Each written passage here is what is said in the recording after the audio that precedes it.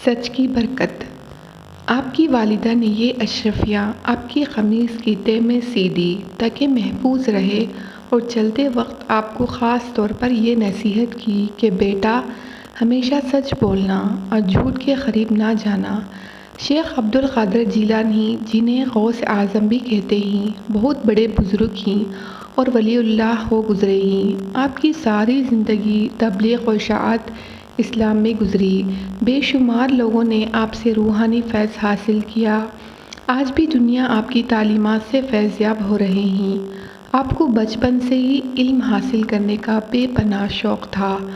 آپ نے ابتدائی تعلیم تو اپنے قصبے جیلان میں ہی حاصل کی، لیکن دین کی اعلیٰ تعلیم حاصل کرنے کے لیے بغداد جانا پڑتا تھا۔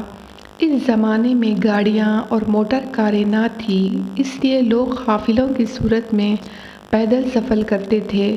چنانچہ آپ کی والدہ نے آپ کو بھی بغداد جانے والے ایک قافلے کے ہمراہ روانہ کر دیا۔ سفر پہ روانہ ہونے سے پہلے آپ کی والدہ نے آپ کو کچھ خوراک اور 40 اشرفیاں گزر اور اوقات کے لیے دی۔ آپ کی والدہ نے یہ اشرفیاں آپ کی قمیص کے تہ میں سی دی تاکہ محفوظ رہے، اور چلتے وقت آپ کو خاص طور پر یہ نصیحت کی کہ بیٹا ہمیشہ سچ بولنا اور جھوٹ کے قریب نہ جانا۔ آپ نے ماں کی اس نصیحت کو غور سے سنا اور سفر پہ روانہ ہو گئے۔ قافلہ کے لوگ ڈرتے ڈرتے سفر پہ روانہ ہوئے۔ انہیں اس بات کا بھی خدشہ تھا کہ کہیں راستہ میں ڈاکو قافلہ پر حملہ نہ کرتے، کیونکہ ان دنوں راستہ غیر محفوظ تھے اور ڈاکو اکثر قافلوں کو لوٹ کیا کرتے تھے۔ آخر وہی ہوا جس بات کا ڈر تھا۔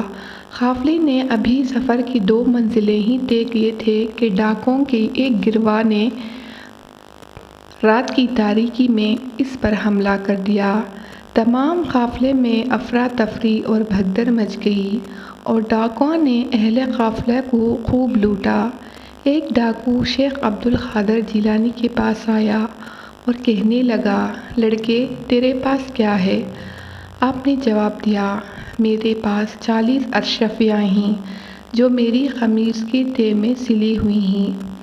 ڈاکو نے آپ کی اس بات کو مذاق سمجھا اور ہنستا ہوا آگے گزر گیا۔ اتنے میں ایک اور ڈاکو آیا، آپ کے پاس کیا ہے؟ اور وہی سوال کیا۔ آپ نے پھر وہی جواب دیا۔ وہ ڈاکو یہ جواب سن کر حیران ہوا اور آپ کو پکڑ کر اپنے سردار کے پاس لے گیا۔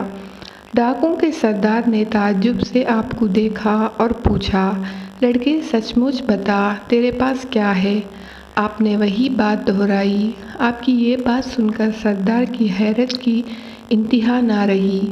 آپ نے اپنے قمیص کی تہ کو کھولا تو وہ پوری 40 اشرفیاں زمین پر گر پڑی۔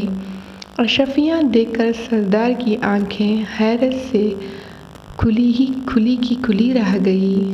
اس نے آپ سے مخاطب ہو کر کہا، لڑکے تو نے سچ بول کر اپنا راز کیوں فاش کر دیا؟